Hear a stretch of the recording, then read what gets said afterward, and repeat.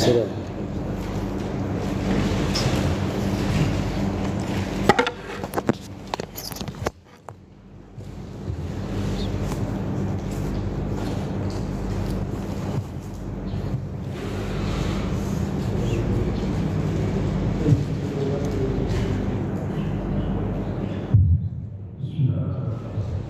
Assalamualaikum warahmatullahi wabarakatuh.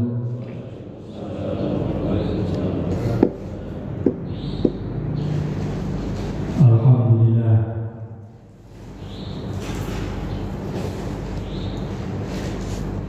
Alhamdulillah rabbil alamin wa bihi nasta'in.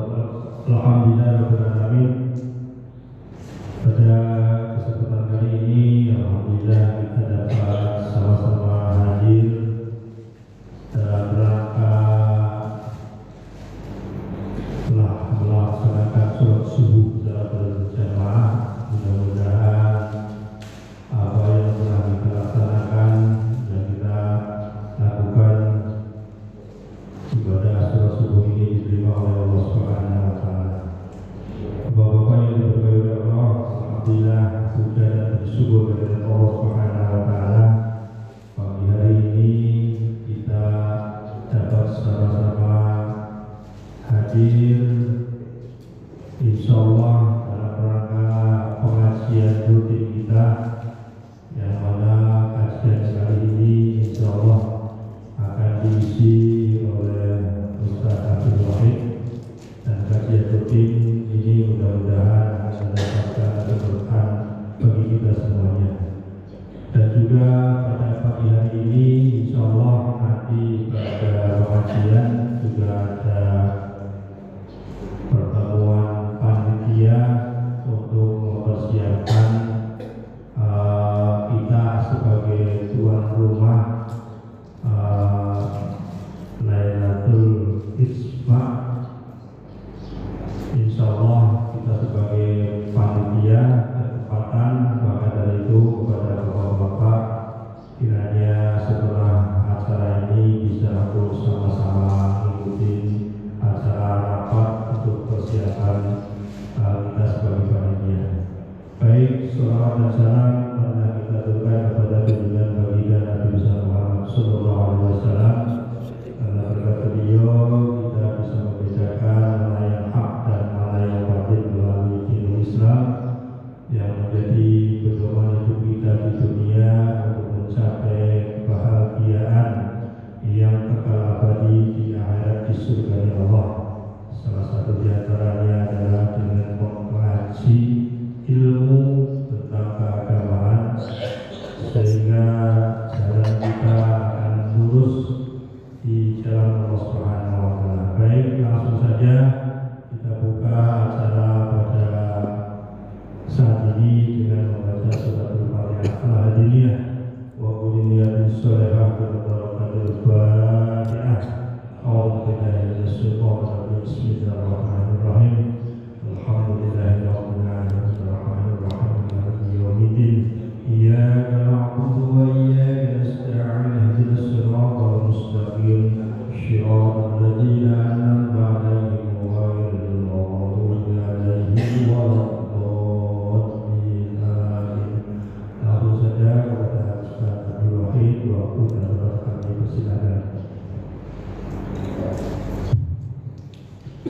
الفضل حضرة النبي المصطفى رسول الله صلى الله عليه وسلم وعلى آله وصحبه وذريته وصول وصوله وفروع فروعه سيقول الله له الفاتحة. أعوذ بالله من الشيطان الرجيم. بسم الله الرحمن الرحيم.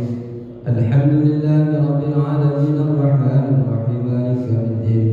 إياك نعبد وإياك نستعين. اهدنا الصراط المستقيم صراط الذين أنعمت عليهم غير المغضوب عليهم ولا الضالين. آمين. الفاتح لمؤلفات الكتاب الشهناوي المتني والإمام ابن حجر العسقلاني ولجميع الشهداء الذين كانوا في مقبرة شراكه والذين كانوا في مقبرة فتفتاك عن ظلمة زوجاته وكعبة مقبرة زوجاته وكي عبد الحميد زوجاته ومدير عازم بن عبد الحميد وكامل بن عبد الحميد بن عبد الرحمن بن زيد وكي عبد القادر بن أحمد أبو زيد وكي Kiai Muslim bin Abdullah wa Kiai Abdullah bin Muya wa Kiai Jazuli bin Mustafa wa Kiai Siti bin Nama wa Sulim wa Furuhim Anna Allah Ta'ala yahmina bihmiyadihim wa yumituna bimadadihim wa yufana berukatihim kanwari wa surarihim wa ulumihim fid dini wa dunya wal akhirah. Al-Fatihah. A'udhu billahi minasyaitanir rajim. Bismillahirrahmanirrahim. Alhamdulillahi rabbil alamin arrahmanir rahim maliki yaumiddin. Iyyaka na'budu wa iyyaka nasta'in ihdinas siratal mustaqim siratal ladzina an'amta 'alaihim ghairil maghdubi 'alaihim waladdallin. Amin. Al-Fatihah khususan untuk seluruh jamaah yang hadir pada pagi ini ataupun yang menyimak dari rumah masing-masing, para donatur Masjid Darussalam, para pengurus lingkungan, para pengurus DKM-nya, semuanya oleh Allah Subhanahu wa Ta'ala diberikan keberkahan umur kita. Allah muliakan kedudukan kita di dunia dan di akhirat. Semoga Allah Subhanahu wa Ta'ala mengabulkan hajat-hajat mereka.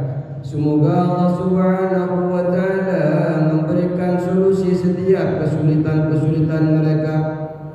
Allah jadikan keluarganya keluarga yang saleh dan salihah. Anak-anaknya dimanapun berada Allah jaga imannya, Allah jaga ketakwaannya. Semoga anak-anaknya Allah tanggung biaya pendidikannya. Semoga anak-anaknya bisa meraih cita-citanya dan maisha-maishanya, kerjaan-kerjaan mereka, apa yang mereka dapatkan dari kerjaannya, semoga mereka dapatkan dalam keadaan baik dan diridai Allah Subhanahu wa Ta'ala, halalan thayyibah bi syafaat Rasulullah sallallahu alaihi wasallam bi syirril Fatihah. A'udzu billahi minasyaitonir rajim. Bismillahirrahmanirrahim. Alhamdulillahi rabbil alamin. Ar-Rahmanir Rahim. Maliki yaumiddin. Iyyaka na'budu wa iyyaka nasta'in. Ihdinas siratal mustaqim. Siratal ladzina an'amta 'alaihim ghairil maghdubi 'alaihim waladdallin. Amin. Assalamualaikum warahmatullahi wabarakatuh. Bismillahirrahmanirrahim. Alhamdulillahi rabbil alamin wassalatu wassalamu ala asrafil anbiya wal mursalin sayyidina wa habibina wa syafi'ina wa maulana Muhammadin wa ala alihi wa sahbihi ajma'in. Rabbana la ilma lana illa ma 'allamtana innaka antal alimul hakim. Rabbi shrah li sadri wa yassir li amri wahlul 'uqdatam min lisani yafqahu qawli. Amma ba'du. Kami hormati Ketua DKM Masjid Darussalam, yang kami hormati Ketua Lingkungan, RW dan RT-RT-nya. Oh, hadir semua, alhamdulillah. Ada perwakilan. Yang kami hormati segenap para jemaah, para panitia Lailatul Ijtima' dan para jemaah yang biasa sholat hadir pada pagi hari ini. Semoga ada Allah hadirnya panjenengan di majlis ini, Allah berkahi hidupnya, Allah ampuni dosa-dosanya, wasilah daripada kajian pada pagi hari ini. Para jamaah yang dirahmati Allah Subhanahu wa Ta'ala, pagi ini kita akan melanjutkan pembacaan nasihat yang disampaikan oleh Syekh Ibnu Hajar Al-Asqalani, yang kemudian disyarih oleh Syekh Nawawi Al-Bantani. Bismillahirrahmanirrahim. Qala musannif rahimahullahu ta'ala wa naf'ana bi'ulumihi wa amadna bi asrarihi wa bikum fid dharain amin. Bismillahirrahmanirrahim. Wal maqalatu sadisata asara, maqalah nasihat ke-16 an Sulaiman Ad-Darani, diceritakan, disampaikan dari Asy-Syaikh An Abi Sulaiman, dari Abi Sulaiman Ad-Darani. Nama asli beliau adalah Abdurrahman bin Atiyah radhiyallahu anhu. Darqutni ini min qura Damsyik, berada di daerah di negara Damaskus, Syria. Mata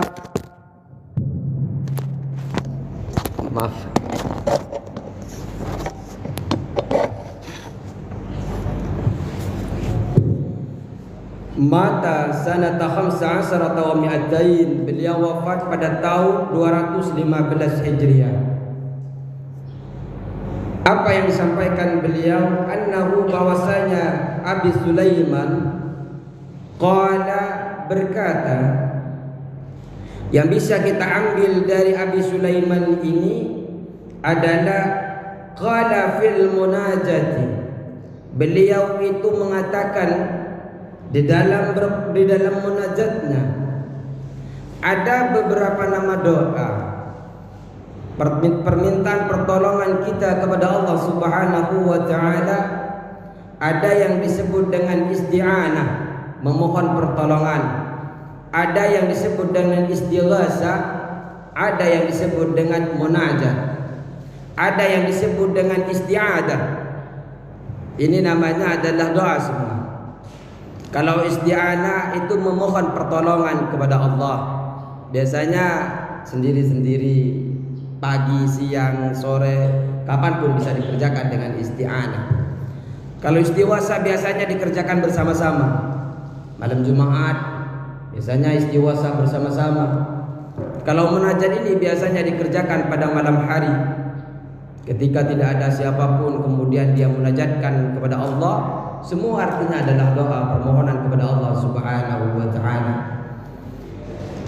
Kalau permintaan kepada Allah, kalau perintah, sebenarnya kita kan mohon kepada Allah itu seakan-akan kita merintah. Cuma karena permintaan dari bawah ke atas, sehingga itu disebut dengan doa. Karena mengharapkan Allah kabulkan apa yang kita minta. Ya Allah, berikanlah saya ketenangan hidup. Sebenarnya kan merintah, cuma karena dari bawah ke atas, sehingga ini disebut dengan doa. Kalau perintah itu dari atas ke bawah disebut dengan amar. Kalau Allah merintahkan kita, menyuruh kita, itu disebut dengan perintah. Kalau kita menginginkan orang melakukan sesuatu terhadap sesama, namanya iltimas. Nah, makanya ketika kita memohon kepada Allah agar Allah melakukan sesuatu, itu disebut dengan doa. Macam-macam doa itu namanya banyak. Ada disebut dengan isti'anah, ada disebut dengan munajat, ada yang disebut dengan isti'adah, meminta perlindungan, ada yang disebut dengan istighasah dan lain sebagainya. Ini adalah muradif, artinya sama, cuma hanya beda istilah saja. Di dalam munajat, Abi Sulaiman Ad-Darani, beliau mengatakan ketika bermunajat ma Allah Ta'ala kepada Allah, Ilahi, Tuhanku, wahai Tuhanku, lain talabtani bidambi, sesungguhnya jika engkau menuntut kepadaku bidambi, dengan dosaku, la'aglubannaka bi'afwika, niscaya aku menuntut engkau dengan ampunanmu. Ya Allah, jika engkau menuntut kepadaku tentang dosaku, maka niscaya aku akan tuntut balik kepadamu tentang ampunanmu yang luar biasa. Kenapa disyarahi oleh Syekh Nawawi? Li'anna maghfirataka awsa'u min dhunubi, karena ampunanmu itu lebih luas daripada dosa-dosaku. Jadi dalam berdoa ulama-ulama dahulu itu Pak, ya kayak diplomasi itu. Sebaiknya kalau memang doa itu jangan langsung minta kepada Allah. Kita bisa mempelajari di surah Al-Fatihah saja. Inti dalam doanya kan iyyaka na'budu wa iyyaka nasta'in. Ihdinas siratal mustaqim, siratal ladzina an'amta 'alaihim ghairil maghdubi 'alaihim waladdallin. Tapi sebelum doa itu ada, sebelum diucapkan doa itu, beliau itu muji dulu kepada Allah. Alhamdulillahirabbil alamin, arrahmanir rahim, maliki yaumiddin, iyyaka. Sebenarnya tata cara berdoa itu sudah diajarkan oleh Allah Subhanahu wa taala di awal surah, yaitu surah Al-Fatihah. Maka panjenengan ketika bermunajat kepada Allah, ketika berdoa kepada Allah, ingin dikabulkan hajatnya, jangan langsung minta hajatnya, puji dulu Allah, puji dulu Rasulullah. Setelah engkau puji, panjenengan puji, baru minta kepada Allah apa yang panjenengan inginkan. Wala in talabtani bi bukhli, dan sesungguhnya jika engkau menuntut kepadaku dengan kebakhilanku, dengan kekikiranku, karena manusia pasti ada memiliki sifat bakhil, kikir. Cuma ada yang menuruti atau yang tidak. Ketika panjenengan melihat kotak amal di Masjid Darussalam, ada uang di sakunya, ada manusia yang memiliki sifat bakhil, dipastikan ada. Cuma ada yang menuruti, ada yang tidak. Ketika ada 10.000, 5.000, 1.000, 100, mana nih? Ngasih tidak, ada kotak lewat nih. Padahal sudah ada kotak yang bergambar yang dibawa ke dalam kubur itu, apa yang biasanya ke kuburan itu? Yang berjalan nih. Serangga. Apa namanya? Bukan batu nisan. Keranda, ya betul, keranda. Padahal sudah ada yang pakai bentuk keranda, masih mikir saja mau naruh. Ada kebakhilan memang di dalam diri kita, baik sifat kikir. Cuma ada yang mengikuti, ada yang membiarkan, ada yang tidak. Ya memang berikanlah semampu kita. Tapi kalau sudah mampu, dia mikirkan mau mengeluarkan ada 2.000, ada 10.000, ada 5.000. Kalau dikasih 2.000 nggak apa-apa, yang penting ngasih. Yang dikhawatirkan sampai yang 1.000 aja diamankan.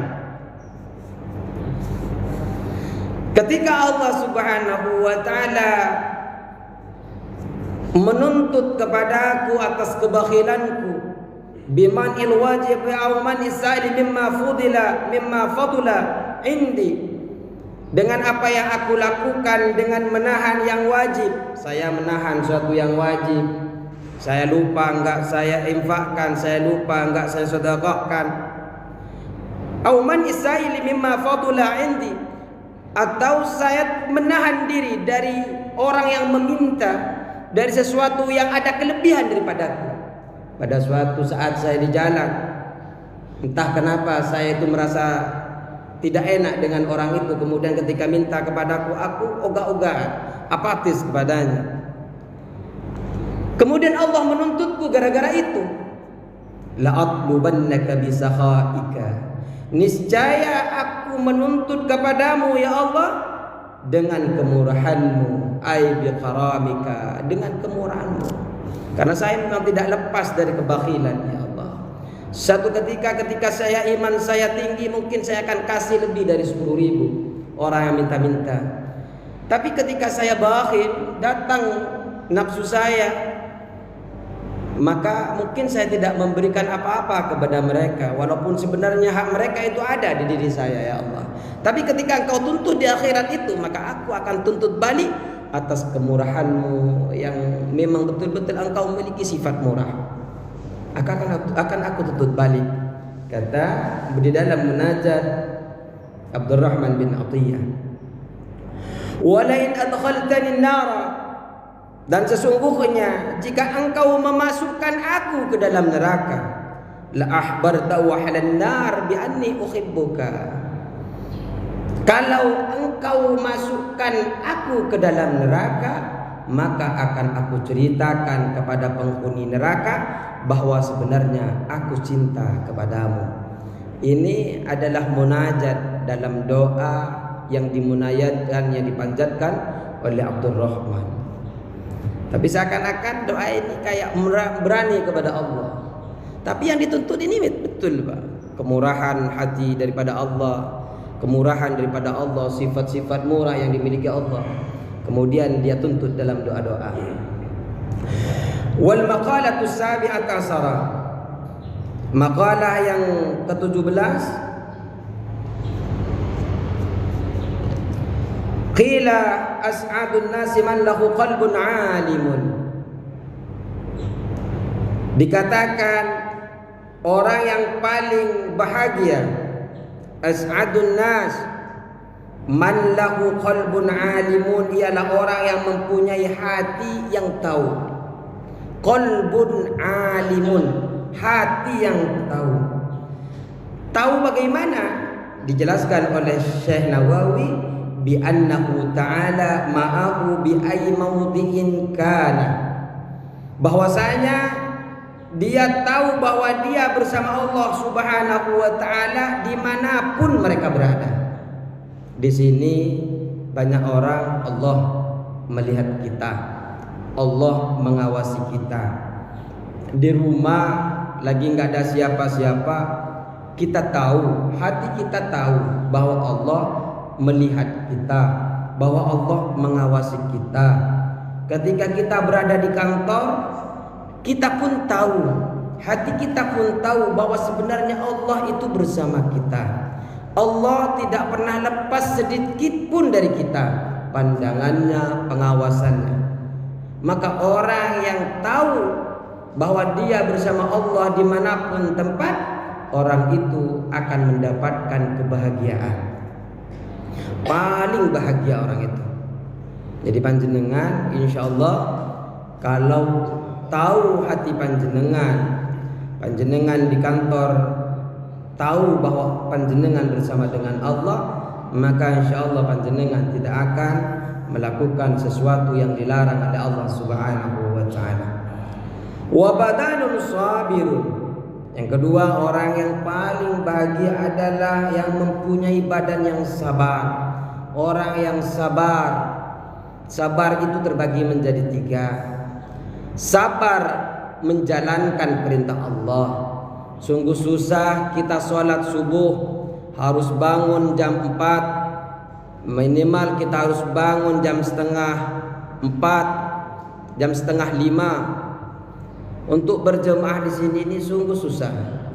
Tapi panjenengan sabar, melangkahkan kaki satu demi satu langkah sehingga sampai ke Masjid Darussalam.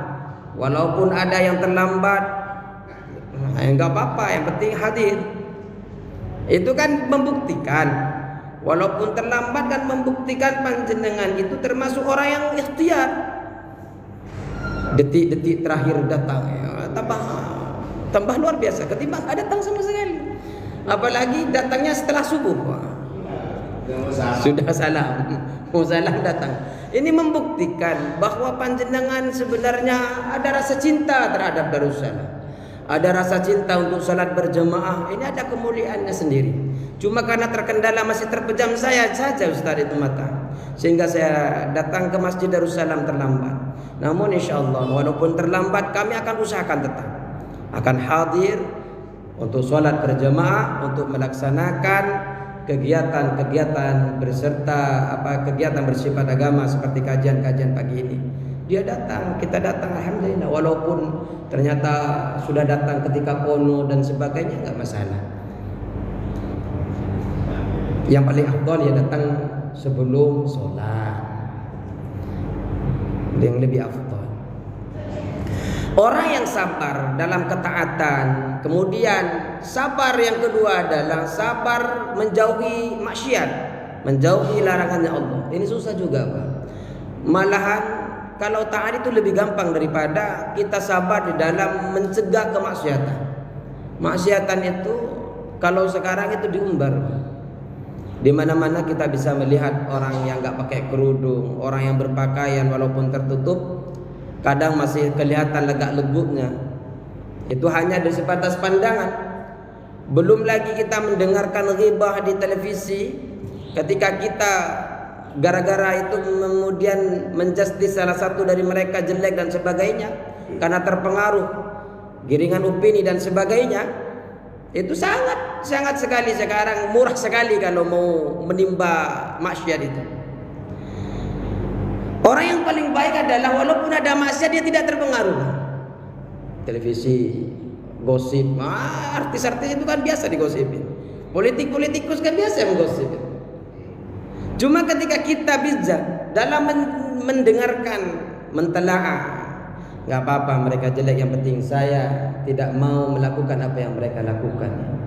Aib-aib diumbar. Ya memang pekerjaan yang mengumbar aib itu wartawan.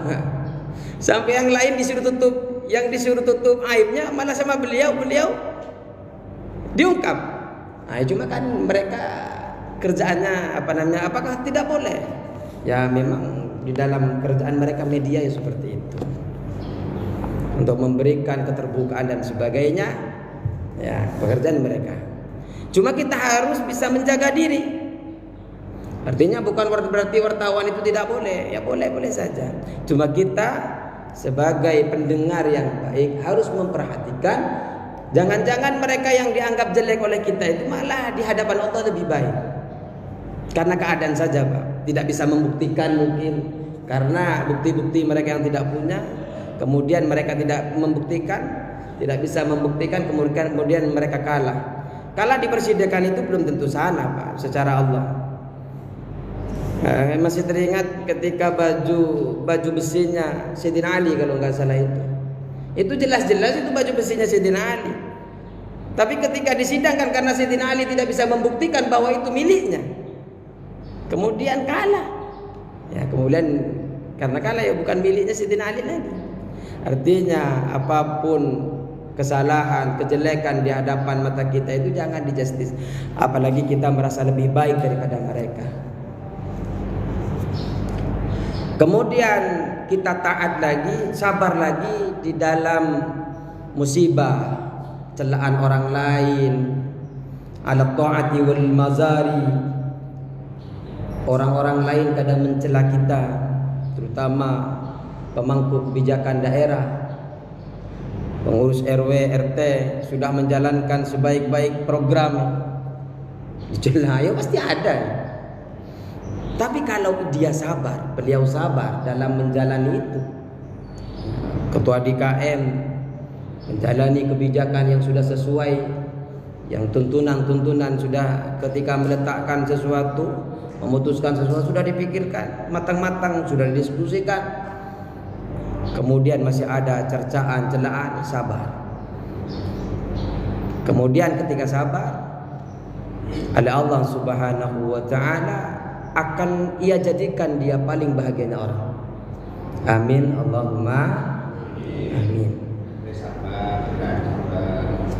Ya, tapi di dalam Islam itu sabar itu bukan berarti diam, Pak. Sabar itu bukan berarti diam. Pada saat Rasulullah sallallahu alaihi wasallam dihina, beliau diam. Tapi ketika Rasulullah mau dibunuh, beliau kabur, kemudian mengumpulkan kekuatan di Madinah, kemudian dia serang balik itu. Artinya sabar itu bukan berarti dicerca 1, 2 kali, 3 kali diam.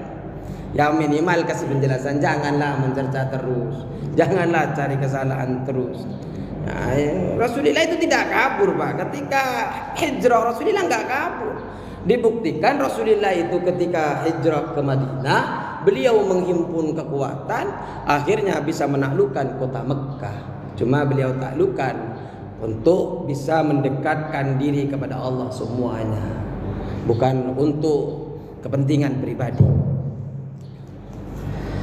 Wa qanaatun, yang ketiga adalah qanaah, ridha bima fi yadillah, dengan apa yang Allah berikan, dengan keputusan-keputusan Allah, apa yang ada di tangan Allah, dia ridha semuanya.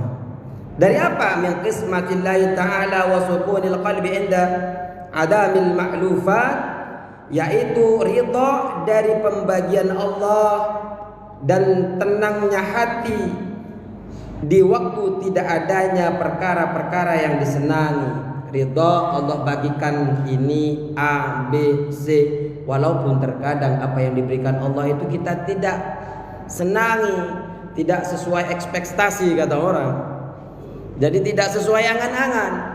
Saya sudah bekerja Pak Ustadz, tapi gajinya masih gini-gini aja, nggak diangkat-angkat.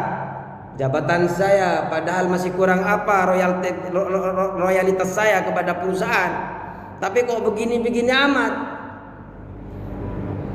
Orang yang merasa berat itu kadang bukan karena pekerjaan yang berat, tapi terkadang yang bukan urusannya kemudian dia pikirkan. Urusan panjenengan itu adalah ikhtiar. Buka toko ya silakan buka toko, kerja ya silakan kerja. Hasil dari kerjaan panjenengan itu adalah urusan Allah. Yang penting panjenengan ikhtiar maksimal. Kalau panjenengan tidak pernah nanam, mikirin mau metik, mikirin mau panen, ya nggak bisa. Tapi ketika panjenengan tanam, kemudian panjenengan siram sesuai SOP, nah, kan ada SOP siram, Pak. Pagi, siang, sore seumpamanya. Dipupuk, sudah pupuk yang bagus, pasrahkan kemudian wa'ala rabbihim yatawakkalun. RW sudah usahakan biasanya ke Semarang demi warga RW 24 RW 49. Beliau enggak ke Semarang. Di sini sudah untuk sebagian hidupnya sudah untuk warga Blok D. Begitu juga ketua DKM, biasanya enak-enak di rumah ngajarkan anaknya, menemani panjenengan di sini. Sebelum subuh datang, ya sebelum subuh datang tadi. Beliau sudah datang. Artinya juga separuh di antara hidupnya sudah diculik oleh panjenengan. Bagaimana caranya pikirannya untuk memakmurkan masjid, bagaimana pikirannya untuk mensejahterakan lingkungan, buat aman, tentram. Itu semua dipikirkan. Tapi ternyata setelah dijalani oleh ketua DKM, dijalani sesungguh-sungguhnya, tapi masih ada sesuatu yang tidak nyaman.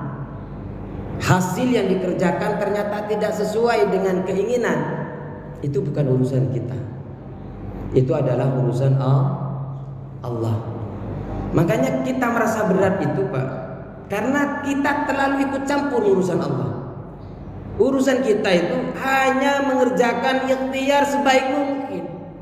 Hasil itu kita pasrahkan kepada Allah.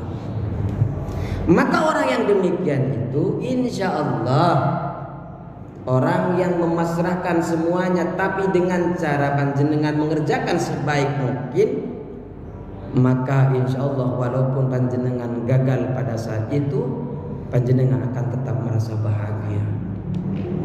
Kenapa? Karena panjenengan sudah berbuat sebaik mungkin, tapi Allah masih belum menentukan pada hari itu. Insya Allah Allah akan tentukan diganti dengan hari-hari yang lain, yang insya Allah kebahagiaan itu akan selalu ada tiap hari. Gara-gara panjenengan sabar, gara-gara panjenengan tidak ikut campur lagi urusan-urusan yang seharusnya itu dikerjakan oleh Allah Subhanahu wa ta'ala. Wal maqalatu saminata asara, nasihat yang ke-18, an Ibrahim an-Nakhai, diceritakan dari Ibrahim an-Nakhai. Ibrahim an-Nakhai ini termasuk para tabi'in. Beliau itu ahli teolog. Luar biasa beliau menasihatkan kepada kita, radhiyallahu an, semoga Allah meridainya, innama khalaqa man halaqa qablakum, sesungguhnya telah binasa orang-orang yang telah binasa sebelum kalian, minal umam, dari umat-umat sebelumnya, bisalasi khisalin, dengan sebab 3 perilaku. Umat-umat terdahulu itu rusak, itu celaka karena 3 perkara. Kalau kita masih melakukan 3 perkara ini, berarti panjenengan, saya, kita semua termasuk orang yang ingin celaka sebagaimana celakanya orang-orang terdahulu, sebagaimana telah dibinasakannya oleh orang-orang terdahulu, umat-umat sebelum Nabi kita Muhammad sallallahu alaihi wasallam. Yang pertama, ini yang menyebabkan celaka bagi mereka, bifudulil kalam, sebab kelebihan pembicaraan. Apa yang disebut dengan fudulil kalam, kelebihan pembicaraan itu? Apa disuruh berhenti saya? Enggak ya? Bukan karena dimatikan di belakang? Enggak, musim dimatiin mic soalnya. Bifudulil kalam, sebab kelebihan pembicaraan. Wa huwa ma la khairu fihi fid din wad dunya. Yang dimaksud dengan fudulul kalam adalah sesuatu yang tidak ada kebaikan di dalam pembicaraan itu, baik kebaikan untuk agama, kebaikan untuk dunia, sehingga dia bicara terus padahal tidak ada tampak kebaikan itu untuk dunia, tidak ada tampak dampak kebaikan itu untuk agamanya. Dia ngomong terus, Pak, ngerocos terus, tapi tidak ada kebaikan yang bisa diambil untuk agamanya, tidak ada yang bisa dia ambil untuk dunianya. Jadi apa yang dia bicarakan tidak ada efeknya untuk agama dan tidak ada efeknya untuk dunia. Sehingga itu disebut dengan fudulil kalam. Gara-gara itu umat-umat terdahulu rusak. Kalau kita bicara tidak ada efek baik untuk agama, tidak ada efek baik untuk dunia, maka rusaklah kita, termasuk sama dengan orang-orang terdahulu. Yang kedua, wafudulit ta'am, kelebihan makanan. Apa yang disebut dengan kelebihan makanan? Wa huwa ma la yu'inu 'ala din. Yang dimaksud dengan kelebihan makanan adalah makanan yang tidak membantu kepadanya melaksanakan agama. Panjenengan makan, panjenengan minum, makannya tidak lagi di rumah, di restoran yang mahal, kalau tidak steril. Karena banyak penelitian sekarang, Pak, sampai air-air yang diminum saja diseliti. Oh, ini kandungan zat besinya begini, A, B, C, D dan sebagainya. Saking dia menjaga kesehatannya, dia nggak mau makan. Kalau ada lalat di rumah makan itu langsung pergi.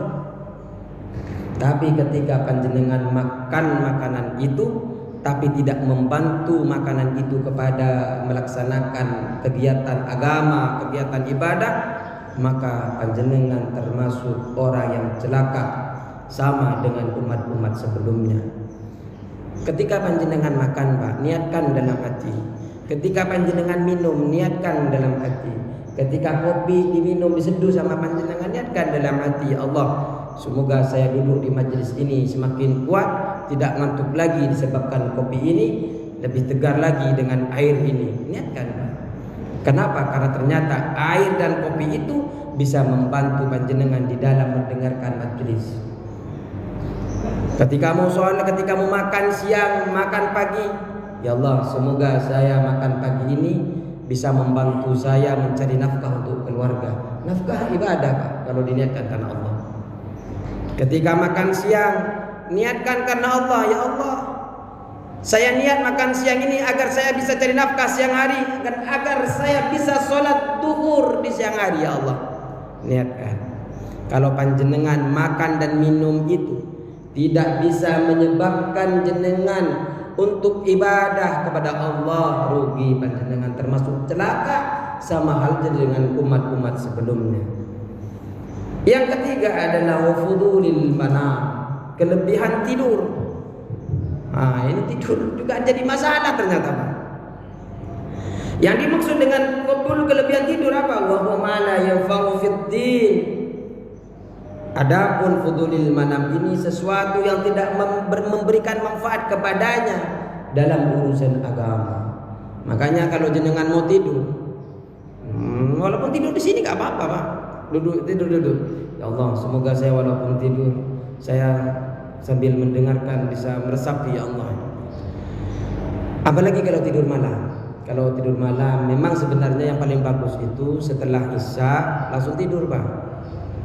Memang makruh enggak tidur setelah Isya, kecuali panjenengan ngurusi agama, pembicaraan yang bermanfaat, ngurusin warga, itu baik.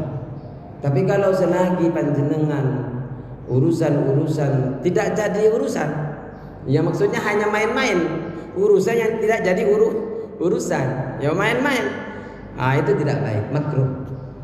Makanya panjenengan tidur setelah Isya itu dianjurkan. Malah kesehatannya luar biasa, insyaallah. Rasulullah itu biasa, Pak, setelah beliau itu Isya, kalau tidak ada kegiatan beliau tidur. Kemudian malam beliau bangun melaksanakan sholat tahajud. Kalau mau tidur panjenengan, jangan lupa niatkan, ya Allah saya ingin mengumpulkan tenaga agar nanti pagi saya bisa sholat subuh, sebelum subuh saya bisa sholat tahajud. Niatkan agar bisa mengumpulkan kegiatan-kegiatan istirahat jenengan untuk ibadah.